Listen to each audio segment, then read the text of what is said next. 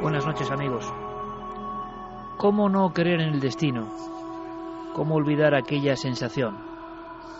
Una sensación que vuelve al tocar este tema. Seguramente uno de los más enigmáticos a los que podemos enfrentarnos. La trama profunda de la realidad. El pegamento cósmico que une mente y materia.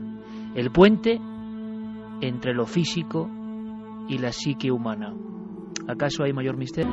¿Cómo olvidar aquel momento hace tantos años ya? ¿Cómo olvidar tantas veces la misma pregunta? ¿Por qué estás tú en este mundo?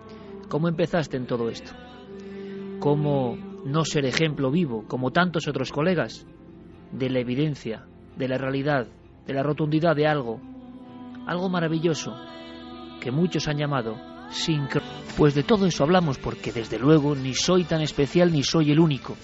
Mis buenos amigos, los colegas perseguidores del misterio, son una raza aparte, pero en el fondo una avanzadilla que sigue siendo, de alguna forma, enarboladora de banderas de la infancia, que no se ha perdido la fantasía y quizá por eso, en este gremio tan peculiar, muchos amigos viven ese tipo de experiencias y hoy es hora de contarlas, porque ya hay un corpus lo suficientemente importante para pensar que estamos ante un fenómeno que interesó a premios Nobel, que interesó a grandes filósofos, un fenómeno que, qué demonios, no puede ser tildado simplemente de coincidencia. Carlos Largo, compañero, buenas noches. Buenas noches, Iker. Bueno, tú no quiero ni preguntarte, porque sé muy bien que esta semana, aunque no podemos contar mucho, pues has sentido lo que es quebrarse los conceptos individuales, has sentido que hay cosas que no podemos controlar ni entender, y así que imagino que tú habrás votado que sí, que crees en las señales de las sincronicidades o el destino, ¿no? Sí. Tenemos ahí planteado una pregunta. Pues es la pregunta justo de ikerjimenez.com. Esta semana el debate de Milenio 3. ¿Creéis en las señales del destino? Dos opciones, el sí y el no. Por ahora gana el sí con un 80,2%. Pero también tenemos esas otras vías de contacto, Iker, el correo electrónico milenio3 con número @cadenaser.com, las frases de los oyentes en cadenaser.com y por supuesto las redes sociales, Nave del Misterio en Facebook, en Twitter y en Google+. Hoy serán muy importantes, poquito a poco ya iremos contando porque queremos que los oyentes nos ayuden a recabar información sobre ese suceso de Barcelona que vamos a ir contando poco a poco aquí. Porque ha ocurrido algo, ¿verdad, Carlos? Prácticamente en un titular podemos comentarlo. Han aparecido una serie de objetos, cientos de objetos al parecer, que en una primera impresión pueden ser globos o algún tipo de cosa, pero es que son muchos. Hay diferentes filmaciones y fotografías que están llegando ya a nuestra redacción. Sí, además ha sido esta misma tarde, alrededor de las 6 o 7 aproximadamente, en los cielos de Barcelona, desde distintos puntos además, desde distintas barriadas, pues muchos oyentes, muchos amigos nos estaban enviando esas informaciones de centenares de puntos blancos que aparecían y bueno, pues que extrañamente no se sabían muy bien hacia dónde se dirigían. A los pocos minutos, como decíamos, alrededor de unos 40 o 50 minutos han estado en los cielos de Barcelona, pues han terminado por desaparecer y nadie por el momento sabe qué significado o qué son exactamente esos puntos blancos. Bueno, hay que saber que estamos en fechas muy concretas, que quizá hay algún tipo de celebración, no lo sé, pero vamos a intentar con todo nuestro equipo dar todos los datos que nos lleguen, saber qué ha pasado en Barcelona. Qué curioso, ¿verdad? Seguro que también hoy, casualidad, coincidencia o sincronicidad, muchos vecinos de esas barriadas, como en Zaramaga en 1984, están diciendo: ¿qué es eso que está sobrevolando nuestros cielos? Ejemplos de sincronicidades antes de presentar a nuestros amigos, muy rápido. Va a haber muchos compañeros que cuenten en píldoras sus experiencias. Esta es de Ángel Briongos. Esta nos ha impresionado porque hay una última sorpresa, hay un último detalle. La sincronicidad es un hecho, una señal, un símbolo, puede ser un sueño, puede ser un presagio, puede ser un elemento que identificamos y que para nosotros significa algo y que lo hilamos con algún tipo de forma de actuar. Estamos en un momento límite de nuestra vida, no sabemos para dónde tirar y algo que ocurre nosotros lo interpretamos como una señal del cielo o de la naturaleza o de donde sea y procedemos a raíz de dejarnos llevar por esa lectura de ese símbolo o esa señal. Hay de todo tipo. Los investigadores, como os digo, se han encontrado con todo tipo de cosas. Ángel Briongos tuvo una mala suerte importante en esta historia al principio. Lo vais a entender. Le escuchamos. La sincronicidad que voy a contarte empezó en el año 2001 y la verdad es que todavía no ha acabado. fue una madrugada del sábado al domingo que salí con unos amigos después de haber celebrado una boda, y más o menos pues sobre las 5 de la mañana nos despedíamos, ¿no? Concretamente en la Plaza de la Justicia de Aragón, en Zaragoza, y fue cuando pues vimos llegar un joven que parecía como estar desorientado, y la verdad pues al final quedó tumbado en el suelo, ¿no? Y pensamos en un primer momento que era alguien que había bebido, pero nos acercamos y bueno, la verdad es que vimos a un chaval que entonces no sabía que tenía 19 años y que le acababan de dar 3 puñaladas. La primera vez, y la verdad es que espero que sea la última que presencie una muerte en directo, ¿no? Ninguno de los cientos de personas que vimos aquella terrible escena habíamos visto antes unas marcas dejadas en la ropa por un arma blanca. Aquello que parecían navajazos lo eran.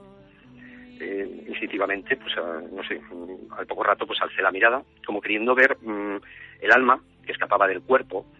Incluso llegué a pensar que si me dirigía a él y que pues todo aquello que habíamos de alguna manera pues que había leído, que había investigado sobre la vida después de la muerte, pues que si tuviera algún sentido, ese tenía que ser el momento, ¿no? De que lo tuviera y de dirigirme a él. Y la verdad es que entre el barullo de la gente, pues mentalmente me dirigí como diciéndole que se fuera hacia la luz, ¿no? Que si elegía ese camino que tal vez no podría volver después, según se lee, ¿no? Y se cuenta por ahí, pero que si creía que todavía pues no había llegado su tiempo, pues que estaría entre los mundos tal vez, y que pues ya tendría tiempo, ¿no? De volver hacia la luz, ¿no? De ir hacia la luz. La prensa dijo que aquel chico se llamaba Juan Ríos Heras Aurensant, y la verdad es que aquello me dejó marcado. Es normal, ¿no? Es evidente, porque era como que sabía que de alguna manera había una conexión con el muchacho, ¿no? Porque 5 años después, además, recibí una llamada de una periodista de zaragozana, con la que había hablado de la experiencia hacía medio año aproximadamente, y de esto, pues ya estamos hablando del año 2006, ¿no? Y llevaba una sección en aquel entonces sobre Aragón mágico en la recién estrenadísima Televisión Autonómica de Aragón, y me dijo que tenía algo que contarme realmente increíble. Y bueno, pues quedé con ella porque me dijo que tenía que conocer a alguien que podría interesarme para llevarla a la televisión, ¿no? Y la verdad es que lo hice al final. Aquella mujer se llamaba Elena Aurensant Ortiz y era la madre de Juan, el chico que había visto morir en la Plaza de la Justicia junto a decenas de personas, ¿no? El mismo al que en el año 2001, 5 años atrás, había dirigido mi pensamiento. Al parecer, la madre de Juan contactaba con su hijo a través de la escritura automática y llegó a dictarle incluso un libro sobre su experiencia. Enrique de Vicente, buenas noches. Muy buenas noches. Tú que sabes tanto de esto, amigo, tú que sabes tanto de esto. Esto sería una sincronicidad, cuando nos metemos en una historia y los símbolos y las señales de todo tipo, símbolos numéricos como este que hemos visto, símbolos de pensar en algo y que esa respuesta nos llegue de una forma increíble, rompiendo todo azar. La sincronicidad ha interesado a gente muy importante. La sincronicidad podría incluso generar una nueva conciencia de alguna forma, una amplificación de nuestras facultades perdidas. Eso es lo que dicen algunos investigadores. Realmente es muy difícil definir qué es la sincronicidad. Quien utilizó esta palabra y, digamos, la puso en el diccionario de la ciencia fue Carl Gustav Jung, en colaboración con un físico muy notable en todos los sentidos. Un físico que casualmente ha cobrado una actualidad tremenda en los últimos meses, porque fue Wolfgang Pauli, Premio Nobel de Física, y descubridor teórico del neutrino. Además de otras muchas cosas, era un físico al que le ocurrían todo tipo de fenómenos paranormales, desde visiones increíbles, muchos de sus descubrimientos se debieron a visiones, hasta fenómenos psicoquinéticos. Hay algo muy conocido en torno a él, que era el efecto Pauli. Todos los científicos de la época afirmaban que siempre en los experimentos en los que estaba Pauli, era un investigador teórico, porque en todos los experimentos donde estaba él presente, los aparatos fallaban. Incluso una vez otro famoso físico hizo una broma. Cuando se estropeó una máquina dijo: menos mal que no está Pauli aquí, que está en Stuttgart, porque si no le echaríamos la culpa. Y resulta que luego se enteraron que él venía camino de Stuttgart hacia otra ciudad y había hecho una parada en la estación de tren cercana a ese laboratorio. Bueno, ellos definieron la sincronicidad como cuando dos o más acontecimientos distintos, coinciden, concuerdan, son paralelos, pero sobre todo definía Jung en relación a el estado interno de un sujeto. Pero vamos a decir que este fenómeno engloba multitud de otros. Para Jung era la explicación, por ejemplo, de la astrología o de cómo funcionaba el I Ching, o incluso podía serlo de fenómenos como la psicoquinesia esta de Pauli, porque en la concepción de los dos, del gran psicoanalista y del gran físico, la sincronicidad era un fenómeno acausal, es decir, no había que pensar en que algo era la causa de que se produjera otra cosa, no había causa, funcionaba con otro tipo de física, así que sí, efectivamente, podíamos calificar esta experiencia como una sincronicidad.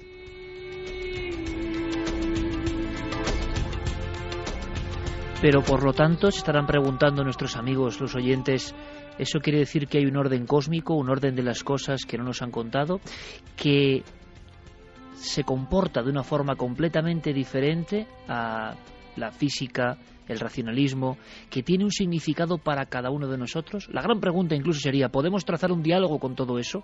Si hacemos caso de algunos signos, de algunos símbolos, de algunas corazonadas, de esos elementos que aparentemente no tienen ninguna conexión excepto para el sujeto, y seguimos ahondando, ¿dónde llegamos? Es decir, ¿esa realidad se nos presenta solo en situaciones límite o puede ser compañera durante toda la vida? Vamos a preguntar al doctor, importantísima eminencia en el mundo de la psicología española, doctor Almendro, porque para muchos especialistas de vanguardia la sincronicidad es algo que ha ido creciendo en importancia, es como ese tejido profundo de las cosas que no entendemos pero que nos hablan. Jung llegó a hablar de ayuda del cielo y luego nos contará Enrique cómo tuvo un auténtico vía crucis. Jung vivió fenómenos terroríficos y se enfrentó a ellos sabiendo que eran una parte de ese universo oculto que está ahí. Imagino que se enfrentó también con muchas personas.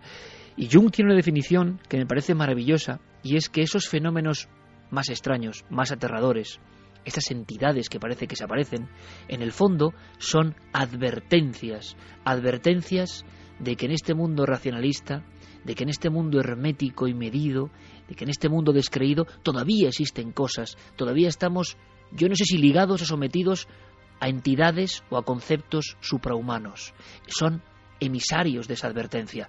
Me parece increíble. Le preguntamos al doctor Almendro sobre la importancia hoy en las investigaciones de este concepto tan extraño y que seguro que muchos amigos están sintiendo, más que analizando, sintiendo porque les ha pasado esa señal que le obligó a uno a tomar un camino. Bueno, nos habla el doctor Almendro. La sincronicidad es importante en estos momentos en la física también, porque claro, ese es el comienzo de la sincronicidad. La sincronicidad podemos hablar que es un concepto que en estos momentos se está dando en un tema muy importante que son las fronteras del conocimiento, es decir, los límites del conocimiento. Y es tan importante porque se cree que en realidad detrás de la sincronicidad está todo, diríamos, el potencial creativo que hay incluso en el universo. Si profundizamos en esto, para mí la sincronicidad, diríamos, es la capacidad que tenemos los seres humanos para hacer emerger un mundo, es decir, ser capaces de emerger una nueva forma de ver la vida, ser capaces de abrir campos nuevos de conocimiento y de bienestar.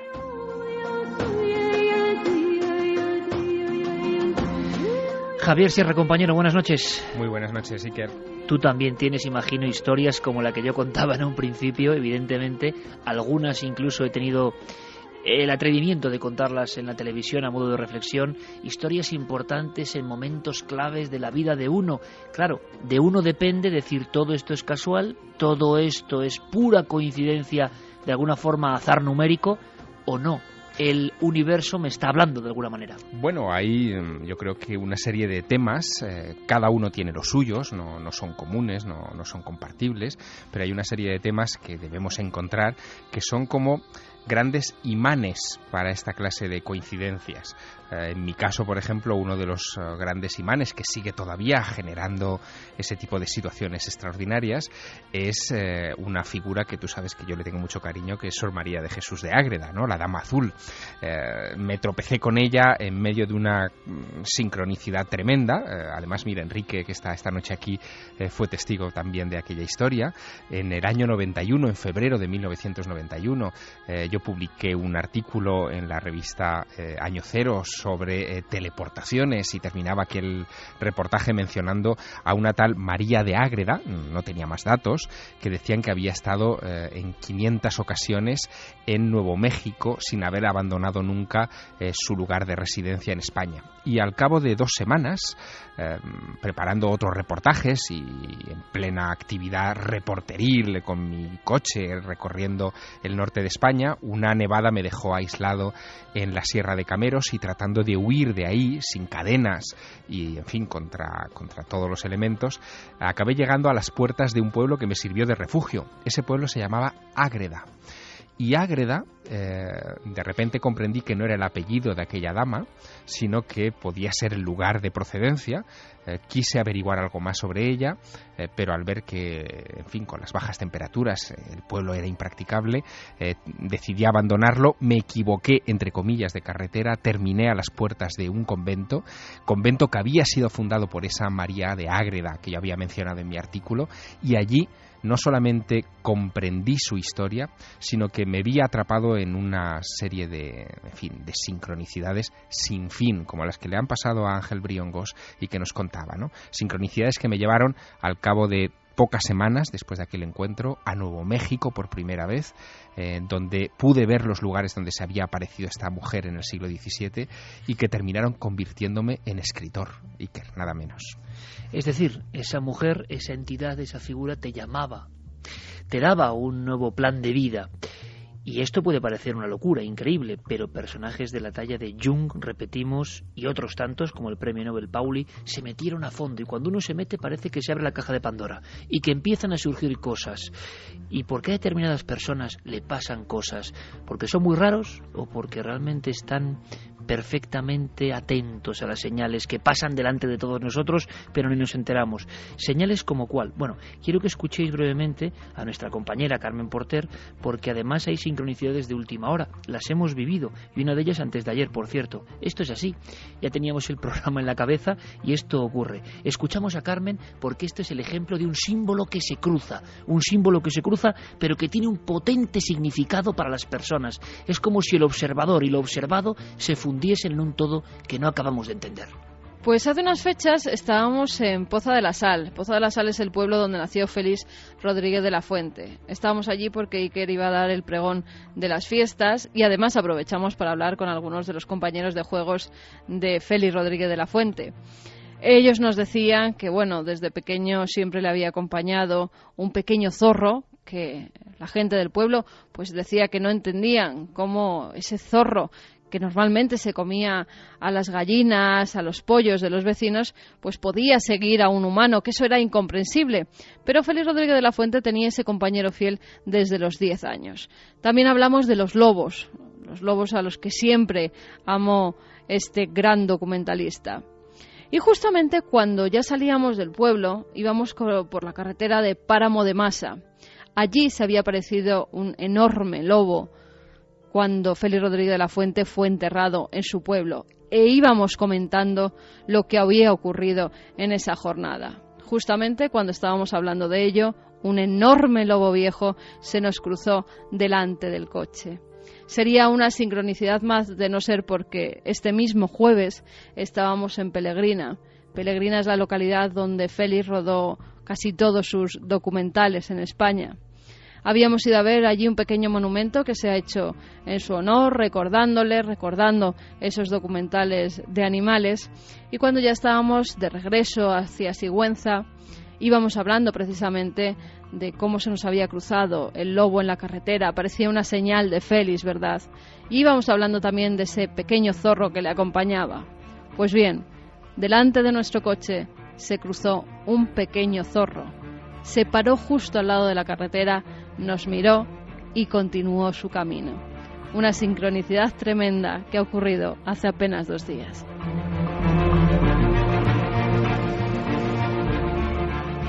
Desde luego que son señales, en este caso nunca mejor dicho, eso de que la naturaleza habla, ¿no? La naturaleza significa o intenta decirnos que continuemos en el camino, que hagamos ese documental sobre Félix Rodríguez de la Fuente, que siempre hemos pensado, que a veces hemos tenido dudas y de pronto pasa esto, ¿no? El día de su entierro en Poza de la Sal, sus amigos, enjugándose prácticamente las lágrimas, observaron a un lobo viejo. Félix se había convertido en naturalista por una simple aparición, la de un lobo, en una cacería. Le iban a pegar un tiro y él salió siendo un niño de 9 años diciendo que no disparasen, simplemente por la mirada de ese lobo. Qué curioso. En marzo del 80, otro ejemplar, muy raro de ver, cruzó la carretera del páramo de Masa, como una señal, como un reconocimiento, como algo que pertenece al otro orden de las cosas.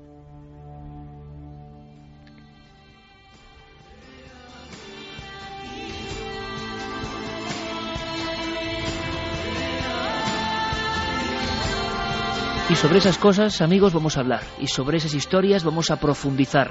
No es fácil poner sobre el tapete lo que significa, lo que pueden ser las sincronicidades. Las hay de muchos tipos. Ahora ahondaremos.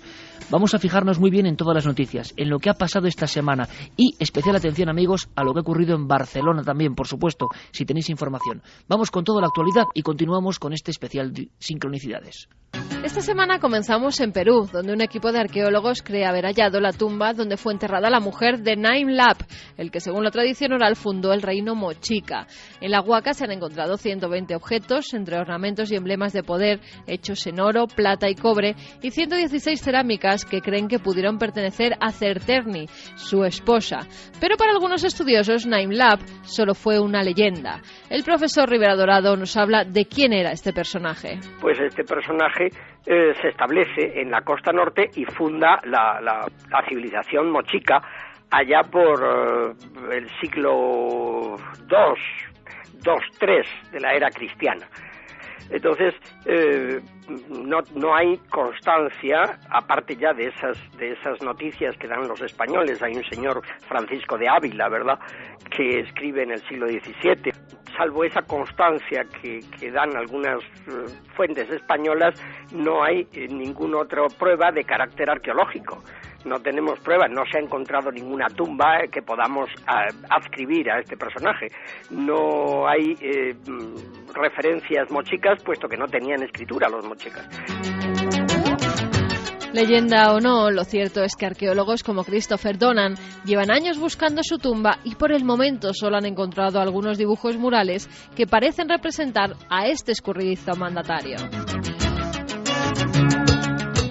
Y de Perú a México, donde hace unos días la policía detenía a 7 miembros de una misma familia acusados de realizar sacrificios humanos en honor a la Santa Muerte.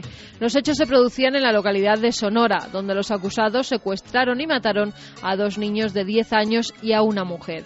Tras hallar los huesos de las víctimas, fueron llevados a declarar y aseguraron que a la mujer la mataron de un hachazo en la nuca y que después la apuñalaron en el abdomen y la sacaron la sangre para ofrecerla como ofrenda a la Santa Muerte. A cambio, esta les tiene que dar dinero, salud y protección. En Indonesia, hace unos días se hallaba una especie gigante de avispa, hasta ahora desconocida, que es de color negro esmaltado y mide 5 veces más que las comunes. ¿Pero qué más características muestra? El zoólogo de Explora Films, Fernando González Siches, nos habla de ellas. Aunque tiene una mandíbula gigantesca, en las noticias están hablando de dientes en las avispas, evidentemente estas no tienen dientes, pero sí tiene una mandíbula gigantesca con la que atrapa a la hembra cuando se produce la cópula, y el aspecto es realmente terrorífico. A mí lo que también me llama mucho la atención, a la gente le llama mucho por el tamaño, esta avispa le llama mucho la atención porque realmente es de aspecto monstruoso, pero nosotros que tenemos en España una muy parecida, muy parecida, sin esa mandíbula tan prominente que tienen los machos de la garuda, y es una avispa, la mayor que hay en Europa, que mide 6 centímetros. Esta que acaban de descubrir mide 6,5, es decir, es prácticamente igual. El año pasado ya se había encontrado otro ejemplar de este insecto en una exposición en el Museo de Historia Natural de Berlín, hasta donde llegó tras una expedición en 1930.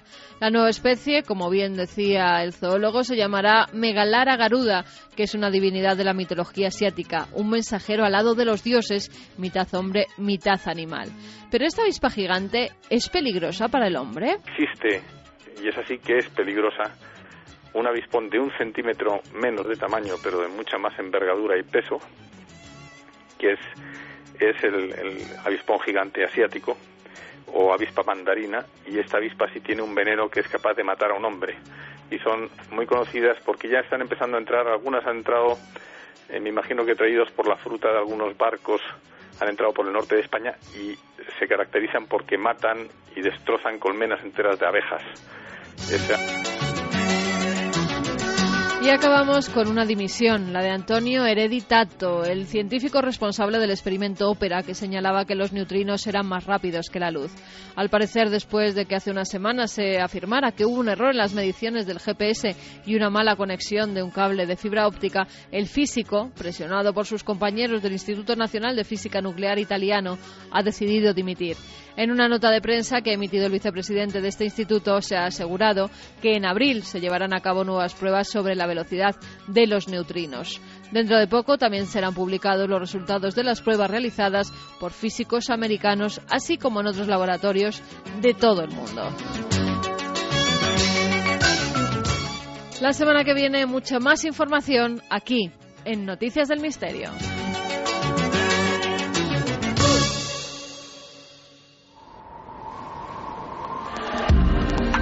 Nunca antes habías estado tan cerca de lo desconocido. Milenio 3. Cadena Ser.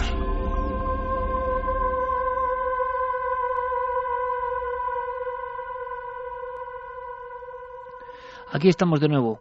Esperamos, desde luego, escuchar vuestras propias sincronicidades, pero la actualidad manda. Hacemos un brevísimo apéndice para saber qué ha pasado esta misma tarde en Barcelona. Ya tenemos diferentes noticias. Hay un sonido que quiero que escuchéis, el sonido de alguien que graba, es Silvia Galán, que se lleva una enorme sorpresa en la ciudad condal cuando, mirando hacia el cielo, observa una gran cantidad de objetos o de puntos o de destellos que parecen planear de una forma errática. Escuchamos el sonido, ocurría hace exactamente unas horas.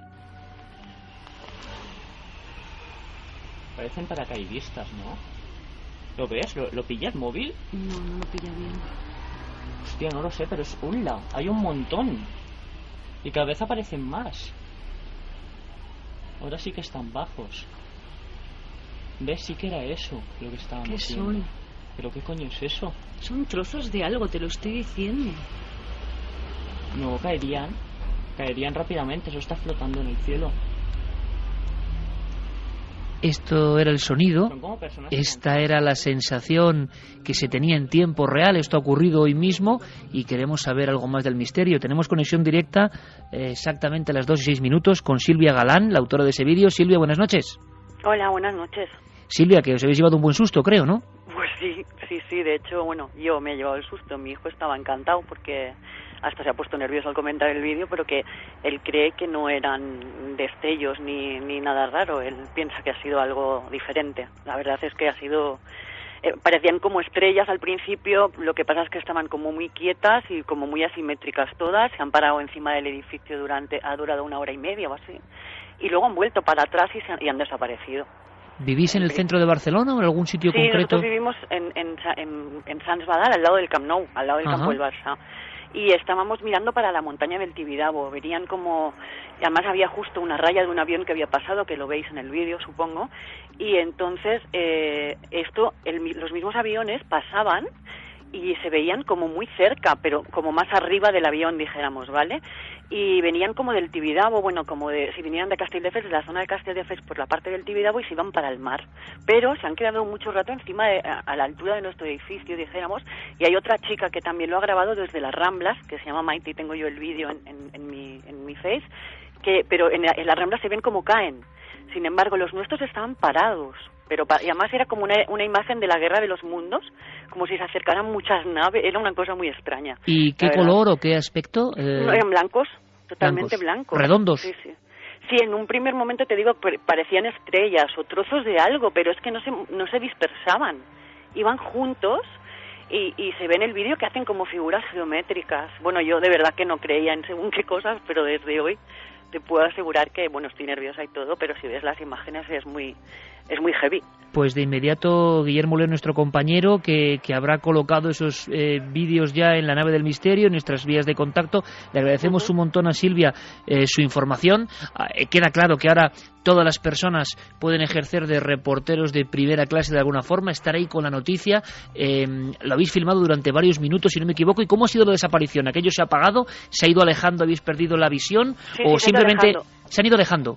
Sí, mi hijo dice que además él ha estado mirando casi todo el rato, yo iba haciendo otras cosas, pero él ha visto cómo subía, él le ha dicho que ha visto cómo volvían a subir y se iban alejando, pero ya te digo, han durado de hora y media, 2 horas, han estado en el cielo, ¿eh? Y pues que, ha sido tremendo. Sí, Enrique, perdón, dime. Una pregunta esencial.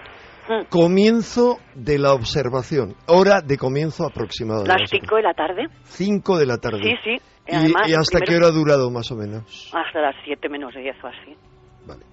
Durante hora y 50 minutos, eso se ha mantenido flotando siempre con vuestra visión. Moviéndose un poquito, o sea, se movían para encima del edificio, dijéramos, se han quedado parados un rato encima del edificio, y es que han sido muchísimos. Algunos se han avistado incluso, ya te digo, en la zona de las Ramblas, porque se han desplazado, y venían como si fueran manadas de aves, que en un primer momento pensábamos que eran gaviotas, pero era tan alto, y eran como manadas. Es que ha sido increíble, y una de ellas se ha quedado todo el rato encima del edificio y ha desaparecido, ha vuelto para atrás, dijéramos para el Tibidabo, y ha desaparecido. Hablamos de cientos de puntos.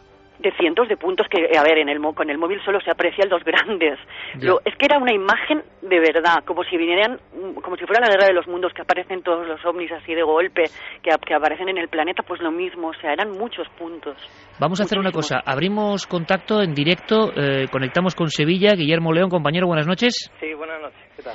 Se están recibiendo ya un montón de informaciones y un montón de pesquisas, es lo que tiene la red, en tiempo real absolutamente, sobre qué puede ser la observación. Ha recibido también fotografías de diferentes observadores. ¿Qué sabemos a este minuto exacto de la noche, Guillermo? Pues estamos recibiendo todavía información, fotografías y algún que otro vídeo más. Perdona que estaba interrumpiendo porque, a colación de lo que estaba comentando Silvia, hay una serie de fotografías que nos hacían llegar también. Y bueno, yo creía en principio que podía ser pues algún tipo de farolillo o de globo. De hecho, nos están apuntando a través de la red que esta tarde ha habido alguna suelta de globos por la zona, pero es cierto que hay una fotografía de que es bastante extraña, porque no son 1, 2 ni 100 puntos, yo diría que incluso miles, son una cantidad tremenda. Javier, Santiago, compañero, buenas noches. Estáis viendo, imagino, en las páginas de la nave del misterio, en Facebook, en Twitter, en ikerjimenez.com, los vídeos. ¿Tenéis alguna opinión, algún dato, algo que preguntar? Pues la verdad es que las imágenes son muy reveladoras y bueno, a falta de comprobar los horarios y la naturaleza de esa suelta de globos, a mí lo primero que me ha recordado es a una aparición semejante que tuvo lugar el 3 de noviembre de 2008 sobre México, Distrito Federal. Fue filmada por las cámaras de televisión y fue relativamente prácticamente igual, calcado, ¿no? Efectivamente. Y la verdad es que tampoco en ese caso se llegó a una solución o a una explicación satisfactoria. Javier, como experto ufólogo, ¿qué opinas? Bueno, a mí me ha llamado la atención, desde luego, los vídeos y aún más los comentarios de Silvia, de nuestra oyente. Y yo te diría que tendríamos que estar atentos. Hombre, el aspecto inicial por el vídeo es que pudiera tratarse efectivamente de una suelta de globos sobre la ciudad condal, pero estamos intentando ahora mismo por todos los medios tratando de determinar si ha habido algo así, algún tipo de evento publicitario, algún tipo de fiesta, algún tipo de situación que haya permitido esa situación. Ahora bien, si eso es así, si se han lanzado esos cientos o esos miles de globos, como parece que estaba viendo también Guillermo León en estos momentos, también sería cuestión de preguntar a las autoridades, porque eso sí que puede entorpecer en un momento dado incluso el tráfico aéreo. Estáis viendo, Silvia, los aviones, ¿no? Sí. No, aparte, yo quería comentaros una cosa. Si fueran globos, si vosotros miráis las imágenes de lo que yo he grabado, en ningún momento se separan la distancia entre uno y el otro, o sea, se mueven todos a la vez, pero no se separan entre ellos.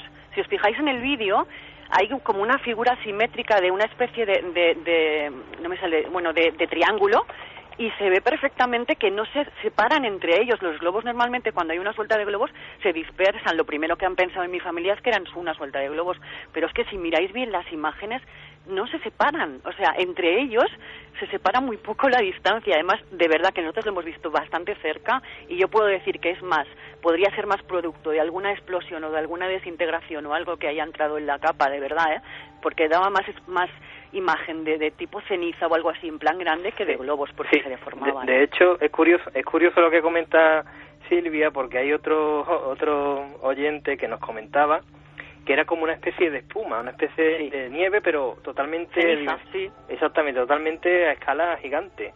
Ahora mismo estoy subiendo la fotografía que comento y a ver qué nos comentan nuestros oyentes. A ver si podemos perfilar un poco más la información sobre esa aparente suelta de globos que sí se ha debido producir en algún punto de la ciudad condal, que daría cierta explicación, y sin embargo Silvia, la principal protagonista, la primera que ha logrado grabar en vídeo, nos habla de que parece algo más, no sé, como una sustancia o fragmentos de algo. No sé si es la primera vez, si esto es así, que ha ocurrido en casos bastante célebres. Carlos, ¿tenemos alguna información complementaria a estas horas? Sí, estaban llegando, como decía nuestro compañero Guillermo, algunos correos, y por ejemplo Guillermo nos escribía, dice que es estudiante de física y que respecto a los globos sobre el cielo de Barcelona, creo que se trata de unos farolillos liberados a media tarde por unos conocidos bloggers en un evento público realizado en un parque cercano. Carlos también apuntaba otra posibilidad. Decía que en un conocido museo de Barcelona, junto al Tibidabo, a veces se sueltan cometas de estas japonesas con velas dentro, en la nit dels museus, que es esta misma noche.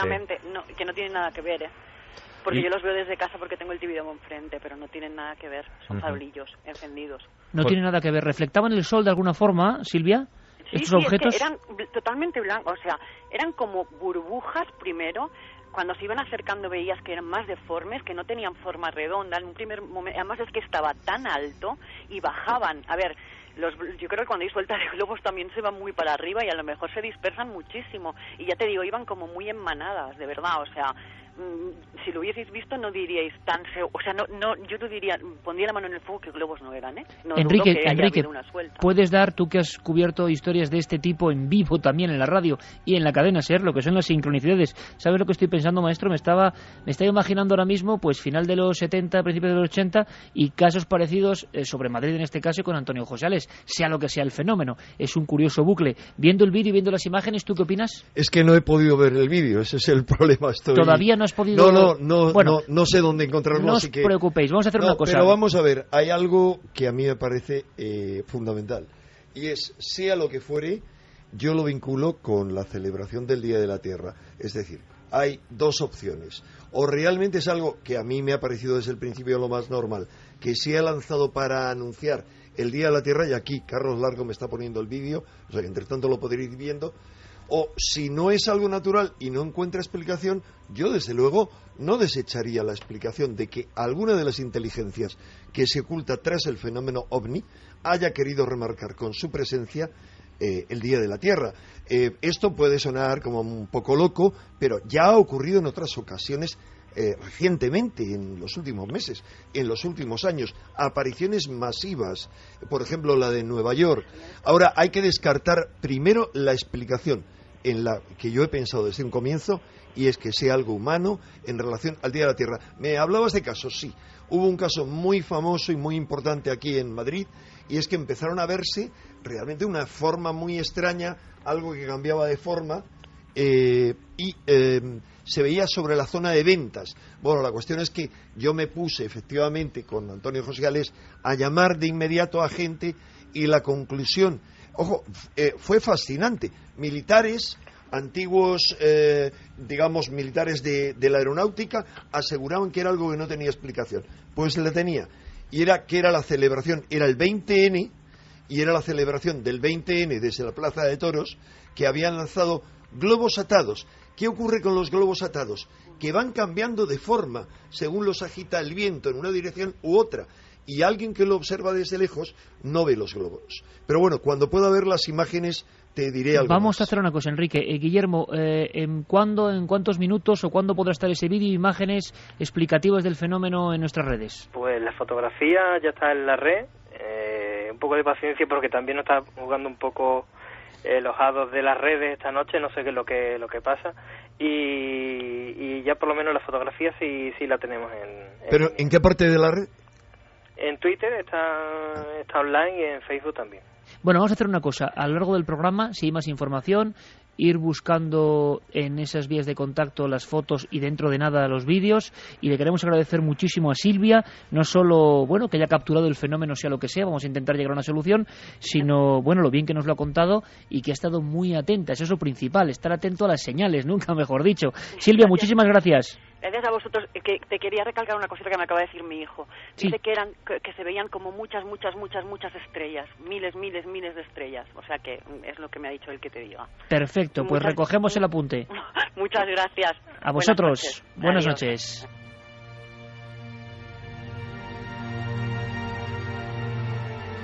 Bueno, breve apunte de actualidad porque lo merece y porque la red está que hierve con la información, es lo que ocurre ahora mismo, ¿no?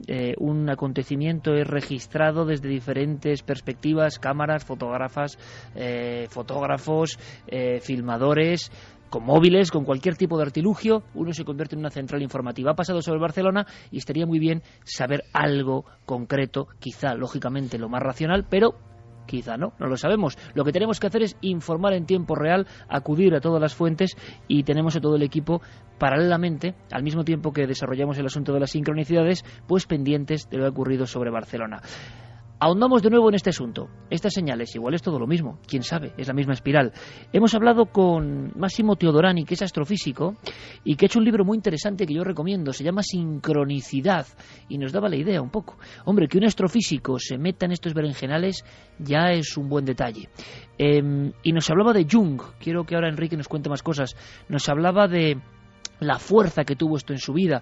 Carl Gustav Jung, uno de los pensadores más importantes de la historia, que se enfrenta a su maestro Freud y que cree que hay algo más, mucho más, y que llega a tener auténticas experiencias aterradoras y las vive como un auténtico guerrero también. Se enfrenta a ellas buscando el conocimiento. Nos habla Massimo Teodorani, el astrofísico, la última persona que ha hecho un libro monográfico sobre sincronicidades. Paranormal phenomena such as synchronicity. Los fenómenos paranormales, como la sincronicidad y la telepatía, existen. Jung descubrió que hay una extraña forma de comunicación en los momentos en los que tenemos que tomar decisiones importantes. Según él, este tipo de sucesos no son provocados por la mente, sino por el inconsciente. En ocasiones, algo parece sugerirnos aquello que debemos elegir, y la forma en la que se presenta es con algo que ocurre de forma espontánea a nuestro alrededor.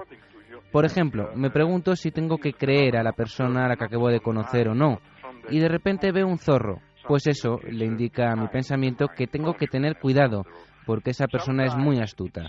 Las respuestas, como vemos, son siempre simbólicas y llenas de significado. Always symbolic, very full of meaning.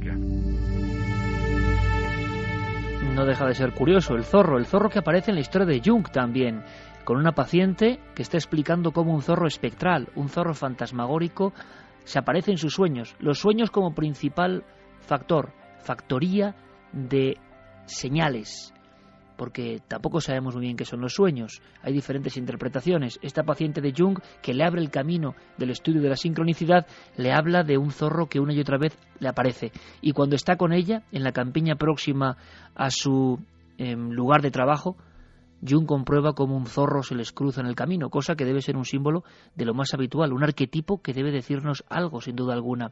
Por cierto, que es muy conocida una anécdota o una sincronicidad, y todos la vais a tener muy clara, Santi, la del escarabajo, ¿verdad? La del escarabajo creo que es como la gran viñeta del mundo de las sincronicidades, que demuestra cómo Jung, de repente, ¡pum!, le pasa algo y cambia su vida a raíz de un pequeño acontecimiento. Pues sí, de hecho, la historia de Jung y el escarabajo de oro la comenta precisamente en su libro La dinámica de lo inconsciente, la sincronicidad como principio de conexiones acausales, el libro que precisamente le dedica a este fenómeno. Y en él cuenta cómo una de sus pacientes, en un momento muy decisivo de su tratamiento, en un momento que, como acabamos de escuchar, ella tenía que tomar una decisión importante y sobre todo tener fe en la terapia que le estaba administrando, pues una paciente le relataba un sueño en el que le regalaban un escarabajo de oro, un animal que es mítico en la iconografía, por ejemplo, egipcia. Pero mientras ella le contaba el sueño, Jung, que la estaba escuchando sentado a sus espaldas con la ventana cerrada fuera de su vista, oyó detrás de él mismo, detrás de sí, un ruido como de algo que iba dando pequeños golpecitos en la ventana. Se dio media vuelta y allí fuera había un insecto volador que se estrellaba repetidas veces con una obcecación y una insistencia destacable contra el cristal de la ventana. Lo abrió, lo cazó al vuelo con una mano y era un pequeño escarabajo dorado, o al menos lo más dorado que puede aparecer en Europa, la Cetonia aurata, que precisamente le debe su nombre científico a esa tonalidad dorada que tiene. Pues bien, ese animal, al contrario que otros insectos, elude la presencia del ser humano, no le gusta, no se siente atraída ni mucho menos por las luces de las ventanas, y en aquel momento pues era un comportamiento absolutamente poco habitual. Se lo mostró a la paciente y ésta quedó muy impresionada. Lo realmente increíble es que para ella aquel fue el momento crítico de su terapia, el momento en el que empezó a tener fe en lo que su terapeuta, el doctor Jung, le estaba recomendando en esos momentos, y lo que marcó el comienzo de una rapidísima mejoría y de una superación absoluta de todos sus traumas. Quiere decir, Enrique, por lo tanto, en este caso de Jung, y aparte ahora hablaremos de lo que él sufrió incluso por saber algo más de todo esto como un valiente, quiere decir que en el momento límite, en la situación importante, en el momento de toma de decisión, en la, vamos a decir, escena clave, uno recibe estas señales y depende de uno observar la naturaleza, observar las señales del destino. En esos momentos de mayor fragilidad o mayor conexión con lo otro, parece que es cuando aparecen estas señales. En esas y en otras circunstancias claves, otras circunstancias psíquicas claves. Te puedo poner 3 ejemplos vividos por mi mujer, que es psicoterapeuta y es muy junguiana, relacionados con escarabajos, si te parece bien, para ejemplificarte eso. Perfecto. En el 21 de marzo del 97, de repente ve, en 21 de marzo, que no es una época todavía muy frecuente para escarabajos, y nosotros vivimos en el campo, que revolotea un escarabajo verde alrededor de su cabeza. Y de repente ella cae en cuenta, ella, como conoce muy bien esta historia de Jung, lo asocia con su gatita, que la había acompañado durante toda su vida, 20 años, sube de inmediato las escaleras y ve que la gata está teniendo un ataque cerebral, consecuencia de lo cual al día siguiente la tuvo que sacrificar. Para ella era muy importante, era alguien de su familia. Ahora, unos años después, el 4 de enero del 2001, que no hay escarabajos en enero y que las ventanas están cerradas, estamos en la cama durmiendo, ella está a punto de dormirse, oye un ruido y de repente enciende la luz y ve otro escarabajo verde. Dice: horror, alguien se va a morir. Y piensa de inmediato en mi madre, que estaba hospitalizada, y efectivamente esa noche mi madre muere. Hay todavía una tercera ocasión en la que se le aparece otro escarabajo y piensa en una muerte, pero no, tenía que ver con una muerte nuestra en relación a algo muy importante en lo que estábamos y que se cortó justo a raíz de eso. O sea, en ese caso significa eso. En otro caso significa que la persona ha llegado a lo que Jung llamaba el inicio o el final de su proceso de individuación.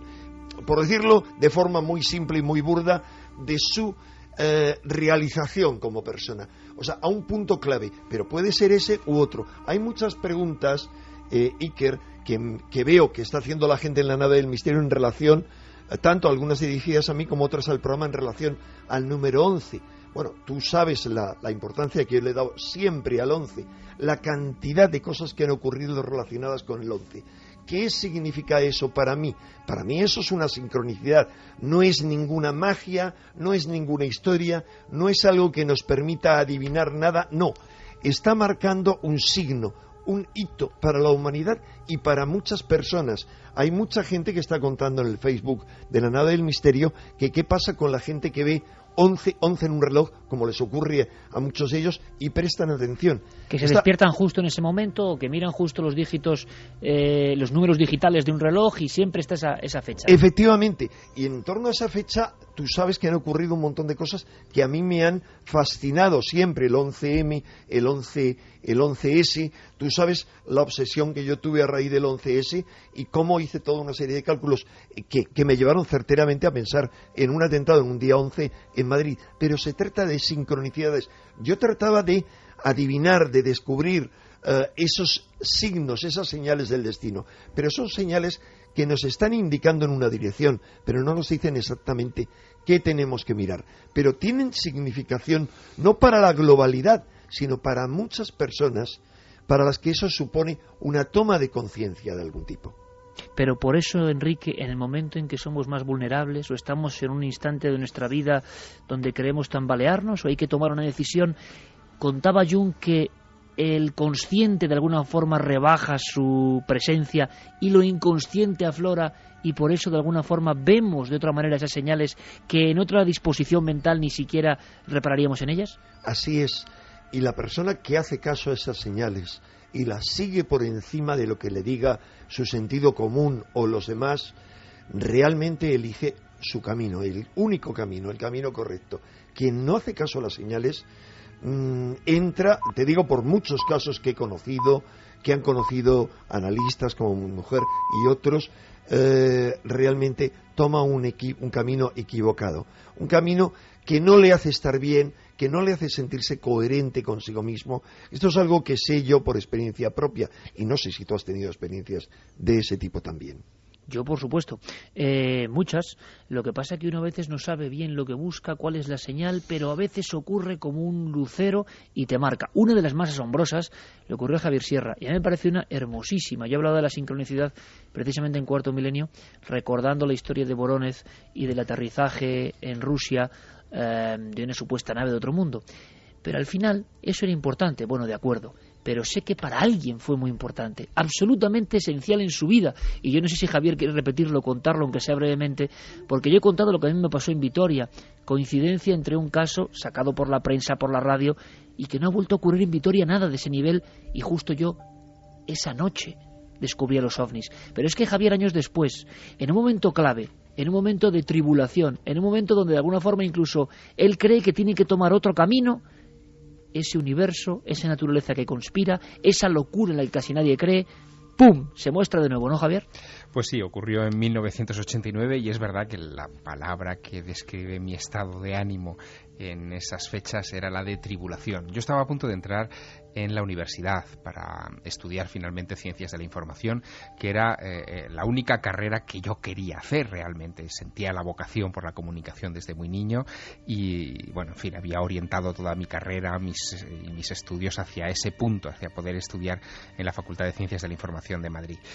Y cuando llegó el momento, yo me instalé en un colegio mayor, en el Colegio Mayor Chaminade, en la ciudad universitaria de Madrid, y empecé mis clases en la facultad en unas circunstancias muy peculiares. Yo envié una carta, entonces no había internet, no había redes sociales, no había ninguno de estos elementos que ahora tenemos. Envié una carta fotocopiada, una circular, a todos mis amigos del tema OVNI, porque en ese momento yo estaba muy vinculado a la investigación OVNI, advirtiéndoles de que iba a empezar mis estudios universitarios y que, por favor, si tenían alguna información o algún detalle importante sobre esta materia, pues que me lo enviaran a casa de mis padres, en Castellón, en el Levante, y que en fin, dejaba los ovnis un poco para las vacaciones, ¿no?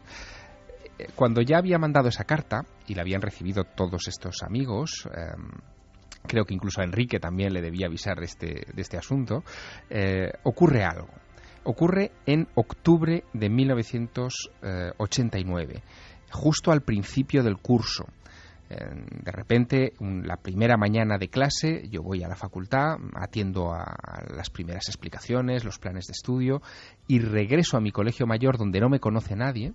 Entro por la puerta del colegio mayor a mediodía para almorzar y un compañero que tampoco yo conocía se me aproxima con los ojos desencajados diciéndome: por favor, vete a la sala de televisión, mira el telediario, los extraterrestres están aterrizando en Rusia. Claro, yo había dejado el tema ovni, entre comillas, lo acababa de aparcar. Que alguien desconocido me urgiera para ir al telediario donde estaban dando una noticia del aterrizaje de una supuesta nave extraterrestre en la Unión Soviética rompía todos los esquemas. Me puse más nervioso que aquel muchacho. Comencé a hacer llamadas desde la cabina de monedas que había en el Colegio Mayor. Tampoco había teléfonos móviles en esa época, para enterarme a duras penas de lo que estaba ocurriendo. Y fue tal la conmoción que vieron aquellas personas en el Colegio Mayor en torno a mí, que a raíz de aquel momento sabían que ese chico se interesaba mucho, quizá demasiado, más que otros, por esa cuestión de los ovnis. Empezaron a llamarme OVNI Iker en el Colegio Mayor y también en la facultad, y ya no hubo manera de despegarme de esa cuestión, no en aquellos primeros compases del primer curso de la carrera, de los estudios de periodismo, sino ya en el resto de mi vida.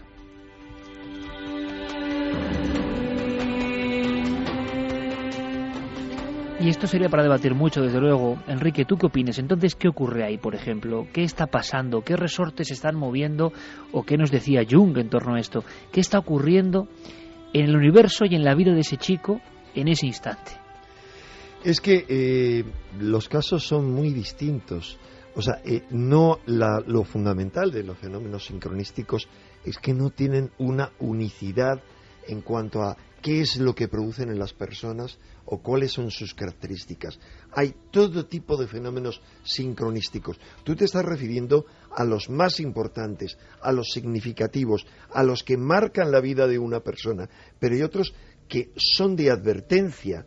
Hay todo tipo de fenómenos, aunque no viéramos más que los de la vida de Jung. Mira, sobre la vida de Jung hay tantos fenómenos sincronísticos y paranormales, muchos desconocidos, su relación, sus canalizaciones, la relación con su guía espiritual, la visión de fantasmas en su torreón y cómo descubrieron luego cuál era la naturaleza de ese fantasma, que esto daría como para otro programa. Pero Jung describe tal cantidad de fenómenos que tienen tal variedad que él le presta especial atención a aquellos que tienen algo que ver con sus pacientes, con la terapia.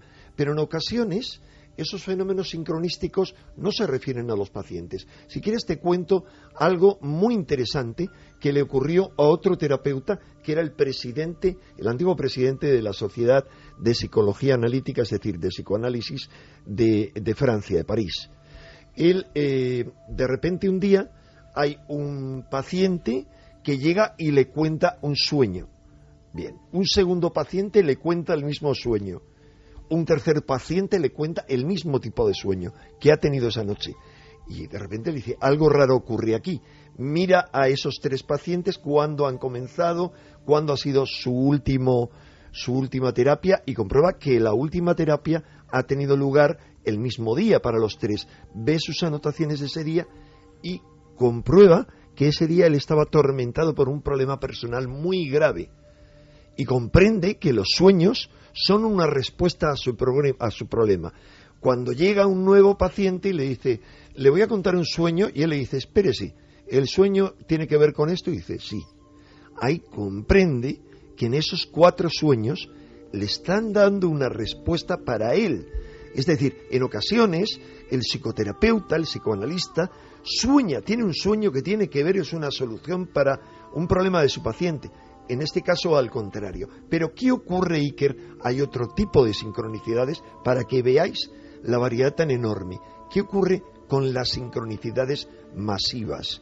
No hablo ya de qué ocurre con tantos 11s que atormentan a la humanidad, 11S, 11M, el 11 de marzo del año pasado con el terremoto de Japón, sino, de repente, ¿qué ocurriría? ¿Qué diría un psicoanalista si alguien soñase con que empiezan a caer peces muertos del cielo, con que empiezan aves, con que empiezan a morir peces, con que empiezan a morir animales de forma masiva. Sacaría una interpretación, diría, esto tiene que ver con un proceso que está viviendo la humanidad. O sea, hay sincronicidades individuales y hay otras colectivas. Hay otras, por el contrario, que tienen que ver con todo un pueblo, que marcan a un pueblo. Por ejemplo, se ha hablado de las coincidencias entre Lincoln y Kennedy, y se han dado una lista que algunas de ellas son falsas, pero resulta que yo me he puesto a estudiarlo y he encontrado un centenar mínimo de coincidencias entre las vidas de ellos y de la gente que les rodeó, fascinantes, que sobre todo marcan algo claro, y marcan lo que es el destino de América, con las dos vías que ofrece América, las dos caras de América, la cara que representaban Lincoln y Kennedy, que era la cara de la América democrática y que tendía hacia la libertad y hacia la paz, y la cara que marcaban no solo quienes conspiraron contra ellos, sino probablemente sus dos sucesores, los dos Johnsons del sur, y probablemente implicados en la conspiración. Y bueno, estudiando esas coincidencias, descubrí una historia fascinante que recorría la historia de Estados Unidos durante 2 siglos casi y llega hasta nuestros días. Una historia que tiene que ver con el significado de lo que es América, las dos caras de América. Santi, precisamente en la historia la sincronicidad ha sido importante. Es más, este astrofísico, Teodorani, aseguraba que el fenómeno de la sincronicidad, de las señales del destino, como queramos llamarlo, ha acompañado al ser humano a lo largo de todo este tiempo, toda la cronología humana, como un vínculo con lo que sería la matriz espiritual, un vínculo que ya se ha olvidado. En la antigüedad no se olvidaba, y esto que hoy nos parece, o que relegamos al aspecto de casualidad, de coincidencia, de puro azar, tenía una importancia.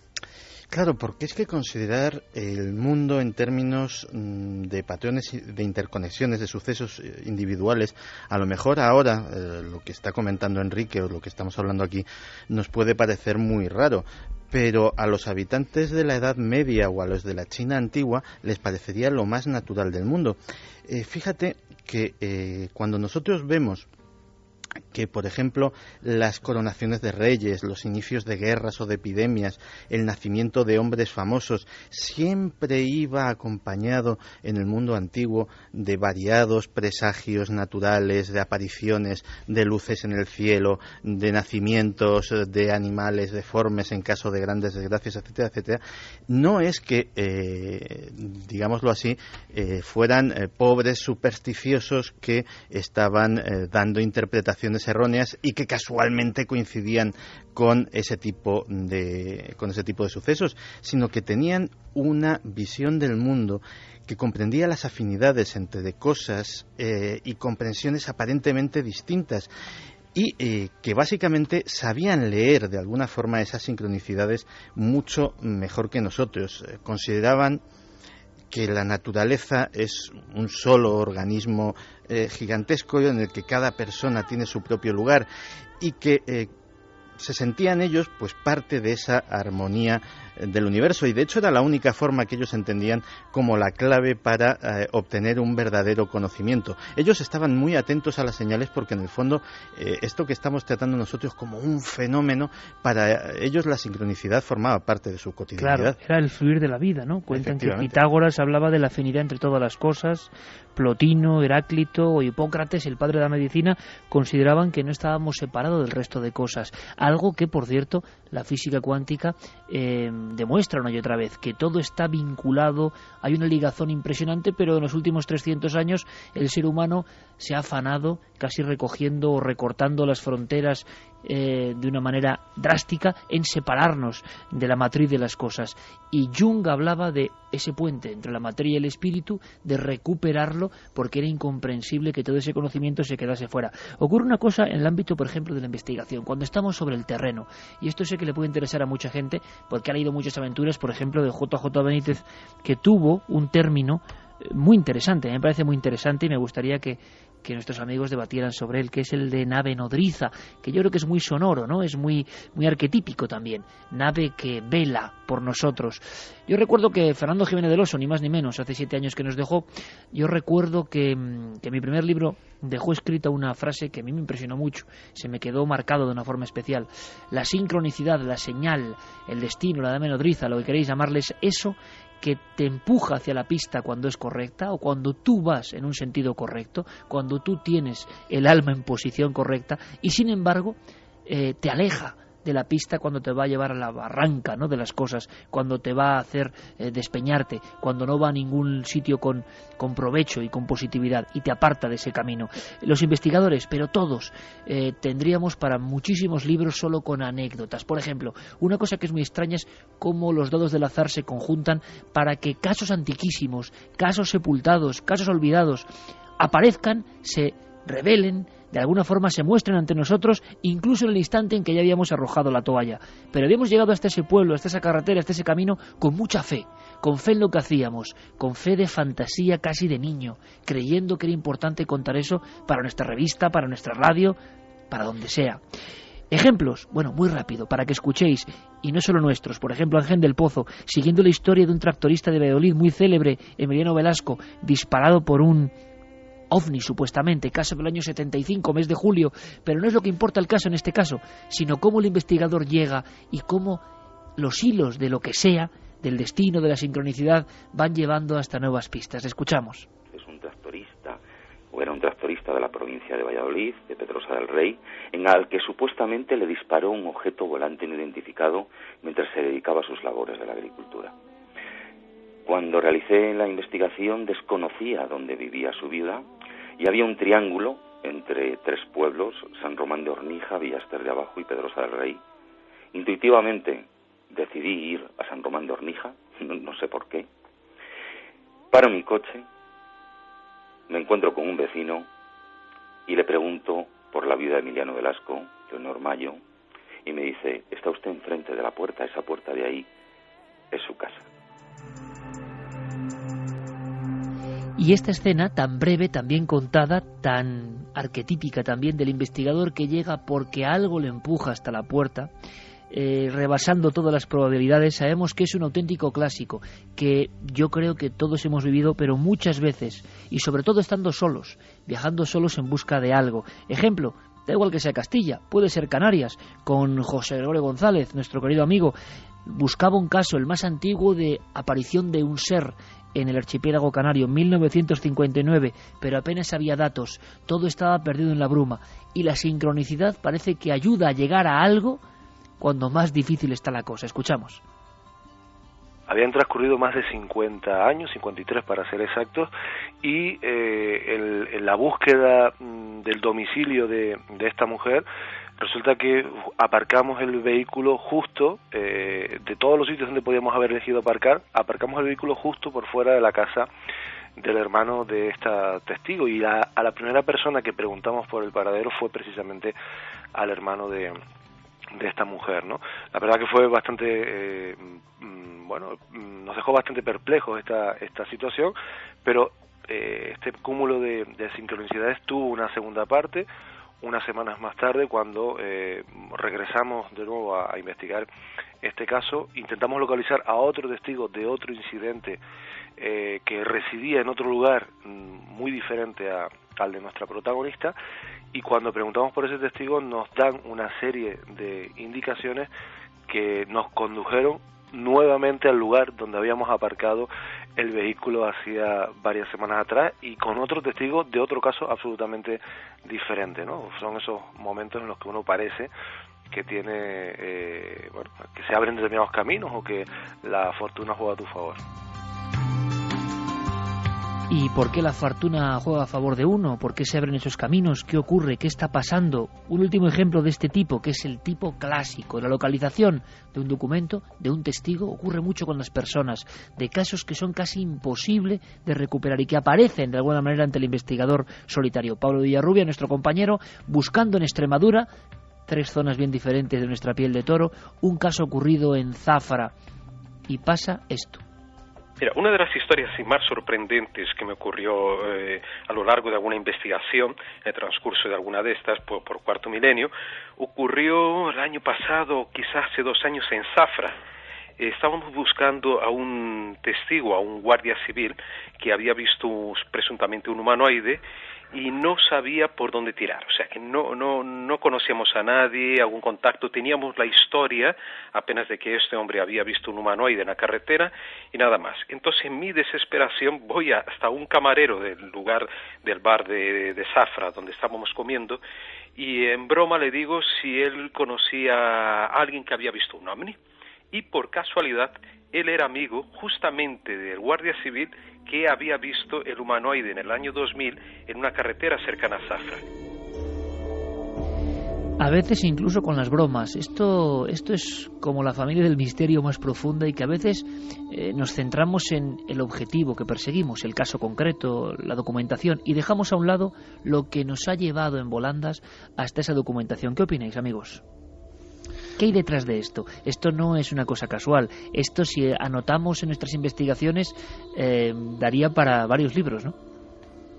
Pues daría para varios, sin lugar a dudas, y algunos ya lo han escrito. Tú antes apuntabas a Juanjo Benítez y efectivamente él menciona muchas de estas cosas en el transcurso de la investigación, y a veces la sensación que tenemos los que hemos hecho mucha carretera detrás de testigos de lo desconocido es que basta poner un pie en el camino para que se ponga en marcha, como si fuera una cinta transportadora, toda esa cadena de sincronicidades. No obstante, yo creo que este tipo de fenómenos se producen cuando tocas lo que yo llamaría temas esenciales. Esenciales pueden ser esenciales subjetivamente, es decir, solo para ti o para un puñado más de personas, o esenciales colectivamente. Por eso las sincronicidades se repiten con tanta fuerza, y eso nos puede hablar mucho Enrique de ello, en acontecimientos traumáticos o decisivos para la historia colectiva, o incluso en ocasiones ante sucesos que son muy llamativos y que parecen leyendas urbanas, pero están muy documentados. Déjame contarte uno, Iker, que es estremecedor y que yo he estado recopilando información pues desde ayer para tratar de ofrecerla, que pensaba que era una leyenda urbana, pero como te digo está muy documentada, que es un hecho que tuvo lugar en Zaragoza el 23 de octubre de 1991.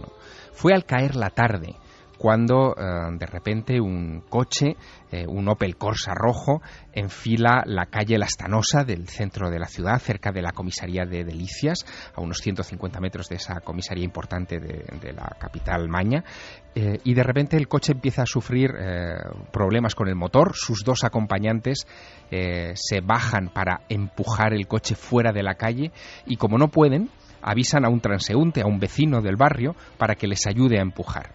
Bueno, cuando ese vecino se apoya en la parte trasera del Opel Corsa para empujarlo y sacarlo fuera de la calle, se da cuenta de que la matrícula del coche es la matrícula de su coche.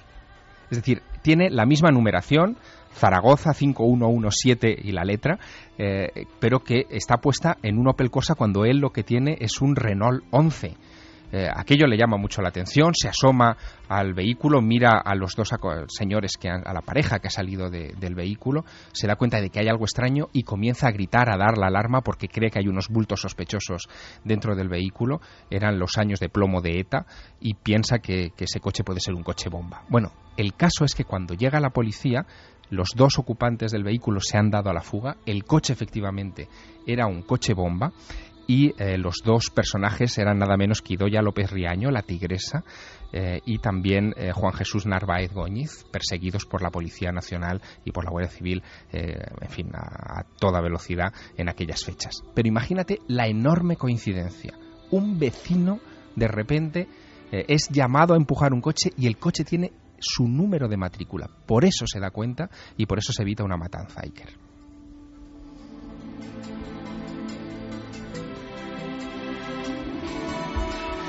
Tú, Enrique, que has conocido a un sinfín de investigadores, ¿es muy normal que en el mundo, por ejemplo, de los investigadores del misterio ocurran estos fenómenos por algo, por estar uno en solitario buscando cosas?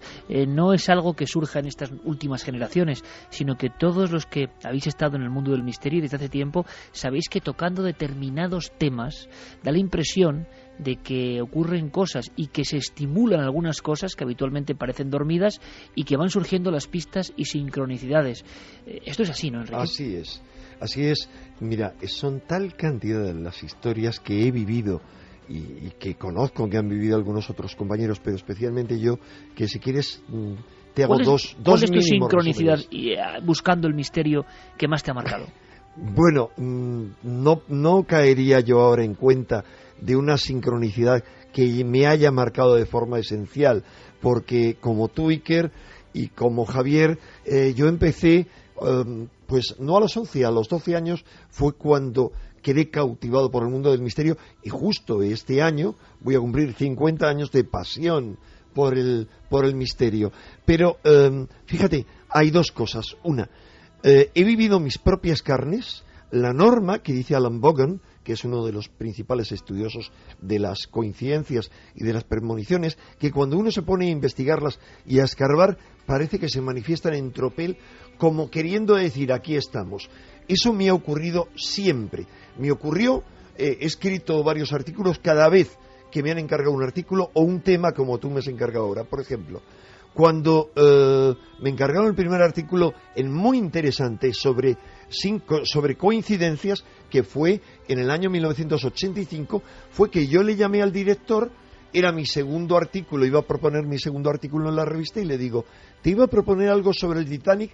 Dice, ¡ay, qué casualidad! Mira, un momento, porque yo te quería proponer algo del Titanic, pero no sé qué es. Y lee en la revista alemana, en el muy interesante alemán, dice tal, y me traduce más o menos, y digo, era uno sobre coincidencias. Bueno, ahí empezaron a entrar en tropel, y te aseguro que ocurrieron tantas cosas. Tengo aquí delante la revista, y ocurrieron cosas que se prolongaron durante años, y que implicaron incluso físicamente a alguno de los redactores de la revista. Aquí lo pueden ver los compañeros, que la portada dice, además de que es la casualidad, accidentes que salvan vidas. Bueno, pues recuerdo que tuve unas charlas con un redactor de muy interesante, que cogía mucho la moto.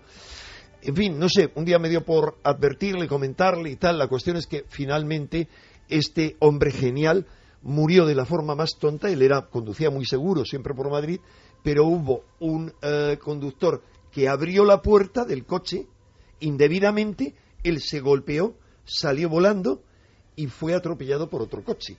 O sea, algo realmente impensable. Pero lo interesante es que estoy hablando de repente sobre esto en una comida que tenemos con gente del sector en un restaurante chino. Estoy hablando porque les oigo a dos de ellos, uno, el director de la revista Enigmas, que iban a coger la moto, y me da por decirles, oye, la moto es peligrosísima. Les cuento el caso muy interesante, y especialmente al director de Enigmas le digo, mira, no cojas la moto y menos te vayas sin casco con uno detrás tuyo. No me hizo caso, se fue. Bueno, tuvo un accidente gordo que le tuvo inhabilitado unos varios días, porque media hora después, tratando de no atropellar a un ciudadano chino que cruzaba la calle por el centro de Madrid, ya es raro, hizo un viraje y se cayó de la moto. Pero te podría seguir contando eso. Ahora, por ejemplo, cuando tú me has encargado del tema, se han disparado las coincidencias de forma absolutamente increíble. O sea, ¿quiere decir que cuando uno se fija en el fenómeno, crece?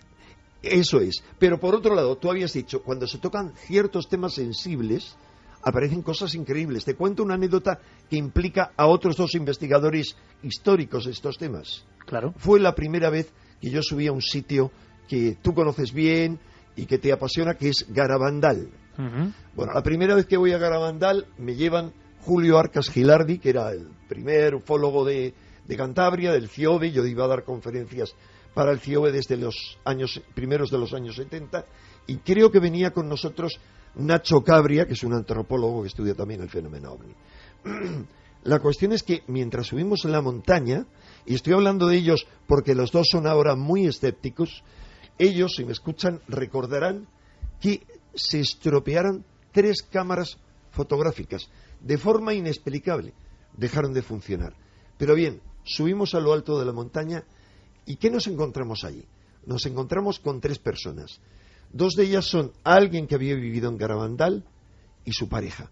Esa persona que había vivido en Garabandal era clave para la solución de un enigma que yo tenía en mente, y es una hipótesis que me había planteado la prima de una de las videntes. Yo he podido conocer muy de cerca el mundo de las videntes, y era que me decía esta prima, que era investigadora del fenómeno OVNI conmigo y con otro grupo de gente, que la hipótesis era que un indiano, alguien que había venido de México, un joven que vivía en casa de un señor al que ellas iban mucho, les hubiera podido dar peyote. Pues bien, quien estaba allá arriba era el supuesto indiano. Había subido por primera vez en 25 años, porque él no vivía allí, y nos contó la historia a fondo y desde luego desechó esa hipótesis. O sea, la coincidencia realmente es increíble. Santi, ¿tú has tenido alguna? Pues sí, la verdad es que he tenido bastantes. De hecho, en mis dos últimos viajes importantes, el viaje a Chernóbil y el viaje a Estados Unidos, pues ha habido algunas. Pero si quieres dejamos para la siguiente hora, porque sería muy poco honrado por mi parte hacia nuestros oyentes no comentarles posiblemente la mayor y la que más ha cambiado posiblemente mi vida, y no ocurrió hace demasiado. Perfecto, Santi, porque vamos a continuar. Luego viene el zapping con Diego Marañón. Hay algunas anécdotas más. Bueno, anécdotas, es mucho más que anecdótico todo esto, claro, por supuesto, aunque tendemos a eso, a dejarlo en un rincón del almanaque de la memoria, y no, seguro que tiene un significado muy profundo, ha llegado a cambiar nuestras vidas. Yo estoy recordando, por ejemplo, otro material sensible que son los libros. Los libros generan una gran cantidad de sincronicidades. Se cuenta la famosa historia de Anthony Hopkins con un libro que él quiere recuperar, que no encuentra bajo ningún concepto, que ha perdido, y que se lo encuentra justamente en un sillón del metro, si no recuerdo mal, o de un tren, en el asiento vacío que él iba a ocupar, justo ahí. Yo recuerdo perfectamente a Carmen en una población en Salamanca, obsesionada con el tema de las apariciones de Ezquioga ocurridas en los años 30, pensando y hablando sobre ese tema, y hablando de un libro quemado de un cura que descubrió más o menos todo, y que justo en la librería que entramos, lo primero que vemos debajo de un mazo de libros es ese libro del que hay, si no me equivoco, 4 copias, nada más, en toda España. Ahí estaba, aguardando. ¿Y qué nos aguarda después del informativo de la SER? Eso nadie lo sabe. Hay que estar atento para escuchar Milenio 3.